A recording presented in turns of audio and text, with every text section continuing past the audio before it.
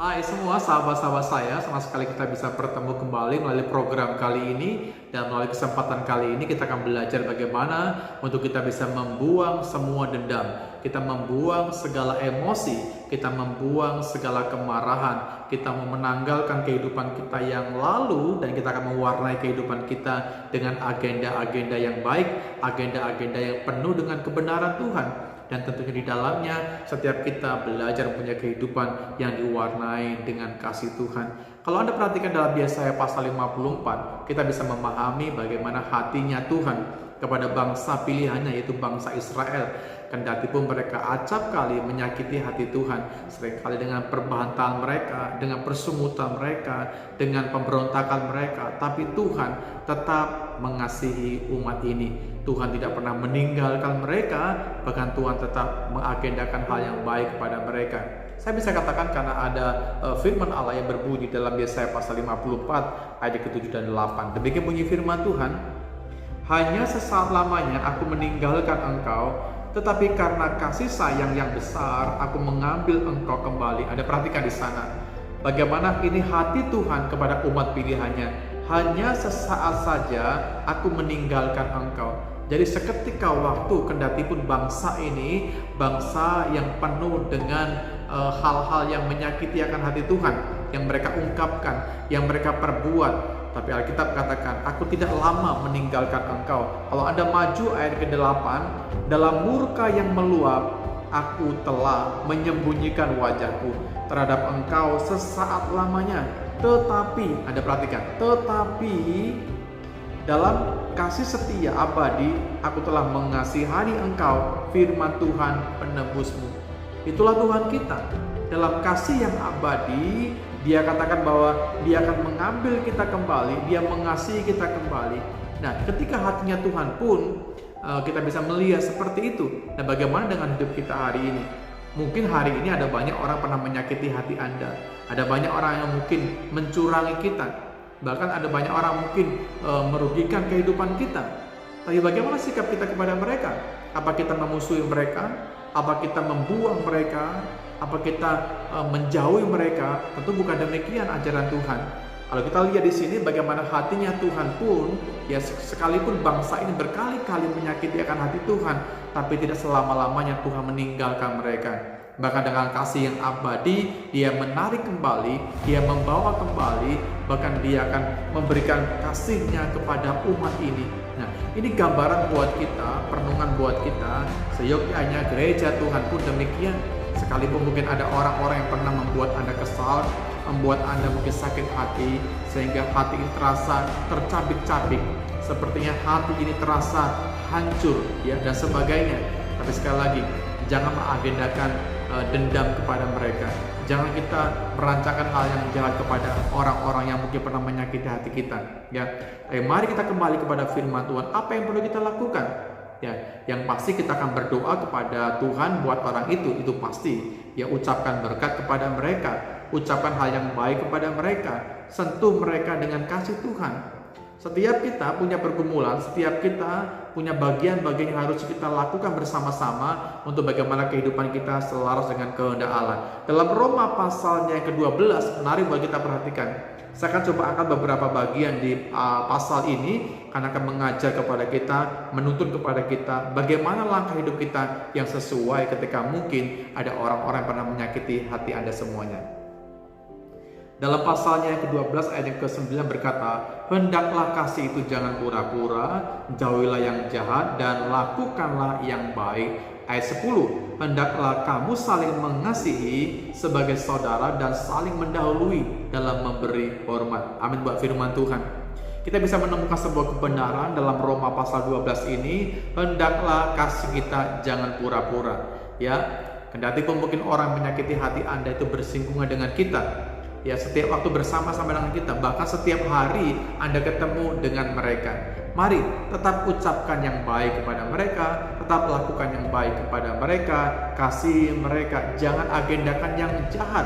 Alkitab katakan, jauhilah yang jahat dan lakukanlah yang baik. Saya percaya Roh Kudus akan menuntun kehidupan kita untuk kita bisa mengerti, memahami apa yang perlu kita lakukan. Ya, kalau Anda berdoa kepada Tuhan, Anda akan menemukan bahwa ketika kita bertemu dengan orang-orang yang mungkin saya katakan mencurangi kita, kita tidak akan membahas dengan kejahatan pula, tapi mengagendakan yang baik. Tidak mudah, saya katakan, tidak mudah. Kecenderungan manusia adalah ketika dia merasa tersudutkan, dia merasa terintimidasi, dia segera membuat tembok dan dia mempunyai agenda, kapan saya bisa membalas orang ini, kapan saya bisa menghancurkan orang ini, kapan saya bisa membuat dia tidak berdaya. Saya katakan itu dosa, itu kesalahan, dan akan membawa kehidupan kita bukan lebih baik lagi, akan membawa kehidupan kita bukan diberkati, tapi sebaliknya hal-hal yang buruk pun akan terjadi buat kita, karena apa yang kita tabur itu juga akan kita tuai pastinya. Kalau Anda maju ayat 10, hendaklah kamu saling mengasihi. Ini firman Tuhan, saudaraku. Saling mengasihi artinya kita bisa menerima orang lain dengan semua kelebihannya, dengan semua kekurangannya, mengasihi dia dengan segenap hati. Seperti Anda mengasihi diri kita masing-masing, kita juga belajar mengasihi setiap orang yang bertemu dengan kita. Ya, mungkin ada teman yang seringkali membuli kita, mungkin ada teman seringkali perbuatannya tidak membangun buat kita. Tidak apa-apa lah, ya. Kita akan berteman dengan mereka semuanya. Yesus pun dalam perjalanannya tidak semua orang itu selalu memberkati hidupnya. Ada banyak orang juga yang seringkali mengucapkan hal-hal yang jahat, hal-hal yang tidak baik, yang bahkan mengagendakan hal yang buruk. Tapi Tuhan adalah kasih. Kalau Anda kembali ke Yesaya tadi, bahwa sekali-kali dia tidak pernah meninggalkan umat pilihannya, dia akan terus memberikan kasih yang besar. Maju ayat yang ke-12, ini buat kita semuanya. Bersukacitalah dalam pengharapan dan sabarlah dalam segala kesesakan, dan bertekunlah di dalam doa kita. Ayat yang ke-13, bantulah dalam kekurangan orang-orang kudus dan usahakanlah dirimu untuk selalu memberikan tumpangan. Ayat yang ke-14, berkatilah siapa yang menganiaya kamu, berkatilah dan jangan mengutuk. Wow, ini amazing buat kita. Jadi bagaimana gereja Tuhan harusnya mengungkapkan berkat, mengatakan berkat, bahkan memberikan berkat. Bukan kutuk yang kita lemparkan, tapi berkat yang Anda ucapkan. Bantulah orang lain dalam kekurangan, ya. Berbuatlah baik pada mereka, bersukacitalah dalam semua pengharapan kita. Dalam kondisi sesak, ya, dalam kondisi mungkin Anda terjepit hari ini, mari setiap kita punya pengharapan kepada Tuhan. Jangan mengagendakan yang jahat kepada sama kita, tapi kasih itu harusnya terefleksi lewat kehidupan kita. Ya, ayat yang ke-17, jangan membalas kejahatan dengan kejahatan. Ini saya maksudkan, lakukanlah apa yang baik bagi semua orang, sedapat-dapatnya kalau hal itu bergantung padamu, hiduplah dalam pendamaian dengan semua orang. Ya, kalau Anda maju ayat 19, saudara-saudaraku yang kekasih, janganlah kamu sendiri menuntut pembalasan, tetapi berilah tempat kepada murka Allah, sebab ada tertulis. Ingat baik-baik, ini firman buat kita. Pembalasan itu adalah haknya Allah. Akulah yang akan menuntut pembalasan, firman Tuhan. Jadi bagian kita bukan agenda pembalasan. Bagian kita adalah memberkati sesama kita. Saya masih berbicara kepada semua kita, bagaimana kita bisa membuang dendam. Ya, saya tahu tidak mudah, ini perjuangan buat kita. Mungkin ada orang-orang yang seringkali membuli kita, ada teman-teman yang mungkin tidak sependapat dengan kita dan terkesan dia mencari kesalahan kita, bahkan mungkin orang itu memberitakan kabar yang jelek tentang diri kita kepada orang lain. Tidak mengapa, semua apa yang kita tabur kita akan tuai. Buat kita sudah mengerti firman Tuhan, ya, buat kita sudah paham dengan firman Tuhan, sekali lagi, hendaklah kasih itu jangan pura-pura. Seringkali orang kan pura-pura, saudara. Di depan orang itu berbicara, oh iya, mari, baik, ya, bagaimana kabarnya? Di belakangnya dia, wah, orang itu seperti ini, orang itu pelanggarannya ini, dan kita sepertinya mengumbar dosa sesama kita. No, bukan demikian. Bukan demikian kehendak Tuhan. Ketika Anda tahu mungkin letak kekurangan orang lain, minimal kita bisa mengcover mereka. Kita bisa berdoa kepada Tuhan, bukan mengumbar dosa orang lain, bukan mengumbar kesalahan orang lain. Alkitab katakan, ini perkataan Yesus, jangan kau melihat selumbar di mata orang, balok di mata kita sendiri, kita tidak mengetahui. Artinya apa? Jangan kita bersegera untuk mencari titik lemah orang lain, padahal kita juga punya titik kesalahan. Kita juga punya titik kelemahan. Semua orang pernah bersalah, semua orang berdosa, semua orang perlu pemulihan, semua orang perlu kasih. Israel juga demikian, bukan? Bagaimana pelanggaran demikian rupa, menolak Allah, bahkan seringkali dia marah kepada Allah yang membawa mereka keluar dari perbudakan. Tapi Tuhan dengan cintanya, Tuhan dengan kasihnya, ya tetap mengasihi mereka. Mungkin kau berkata itu kan, Tuhan, saya kan manusia biasa. Come on saudara, siapapun kita yang mendengarkan firman Tuhan di hari ini, semua kita perlu meneladani akan hatinya Tuhan. Semua kita perlu meneladani karakter Tuhan. Jangan mencontoh kepada manusia. Manusia banyak kali berbuat salah. Manusia gak ada yang sempurna. Kalau kita meniru manusia, wah kita kecewa. Kita akan kecewa.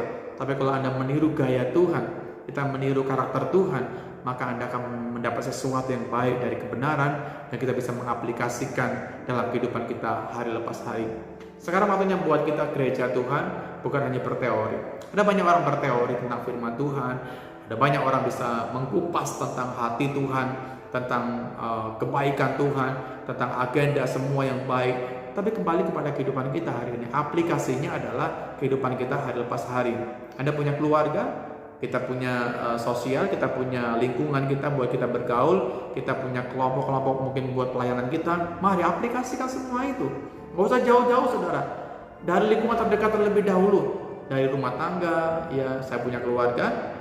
Kita juga punya teman di perumahan, ya komunitas di perumahan kita. Kita juga punya tim pelayanan. Kita juga punya rekan-rekan sepelayanan. Jadi kepada mereka terlebih dahulu, aplikasikanlah firman Allah ini.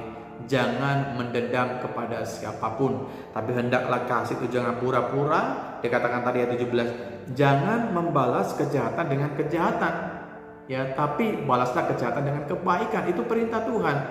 Pembalasan itu miliknya Tuhan, haknya Tuhan, bukan hak kita. Siapa diri kita loh? Kita manusia biasa, kita manusia penuh dengan kekurangan. Hari ini firman Tuhan mengajak kepada semua kita supaya hidup kita diperbaharui senantiasa. Saya berbicara pun bergumul dalam hal ini. Ya, semua orang pernah sakit hati. Semua orang pernah mungkin merasa dikecewakan. Semua orang. Ya, telinga saya juga banyak kali mendengar hal-hal yang miring, hal-hal yang seperti yang bisa menggerus kehidupan kita. Tapi tidak mengapa, semuanya menajamkan hidup kita supaya kita menata kehidupan, memulai kehidupan, bahkan menapangi kehidupan lebih baik lagi, bukan seperti yang lalu. Kita dipulihkan, kita diperbaharui, dan firman Allah ini menjadi dasar buat kita. Dari firman Allah ini kita mengerti bahwa Tuhan masih mau berbicara kepada semua kita. Tuhan masih mau memulihkan hati Anda dan saya. Puji Tuhan. Ini perenungan firman buat kesempatan kali ini. Saya berdoa supaya setiap Bapak Ibu yang bisa mendengarkan firman melalui program kali ini, Anda diberkati, rumah tangga diberkati, ada orang-orang yang kembali kepada jalan yang benar, ada orang-orang yang mau dipulihkan karena dia merasa bahwa perlu diperbaiki kembali oleh firman Tuhan, dan percaya bahwa Tuhan punya agenda yang baik kepada kehidupan kita. Tuhan tidak jahat, Tuhan tidak pernah berbuat yang curang kepada kita. Kalau Tuhan saja mengagendakan yang baik kepada bangsa pilihannya, bagaimana dengan kita hari ini? Tetap lakukan firman Tuhan dengan penuh ketaatan, dengan penuh kesetiaan. Kita percaya bahwa di balik semuanya itu tidak ada sia-sia buah nanti kehidupan kita. Tuhan memberkati.